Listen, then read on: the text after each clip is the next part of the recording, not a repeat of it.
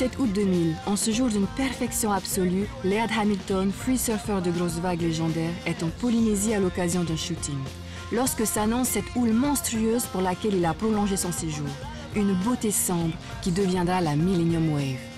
Vraiment du gros en l'an 2000 où Laird Hamilton a eu sa vague de la Millennium que tout s'est enchaîné en fait. Le film, la photo de Laird et c'est de là que ça a commencé. Il n'y a pas eu la houle la première semaine, c'est seulement la deuxième semaine il a rallongé ses vacances pour pouvoir justement, quand il a vu qu'il y avait une grosse houle qui arrivait. Il n'était pas question qu'il reste là plus de 8 jours, quoi. Et Tim était branché justement sur le net et il a vu que 8 jours plus tard, il y avait une grosse houle qui arrivait, donc il a dit à Laird, écoute, on reste là et on va attendre la grosse houle. Et c'est comme ça que ça a cartonné, parce que ça aussi, ça a été le début du towing, quoi.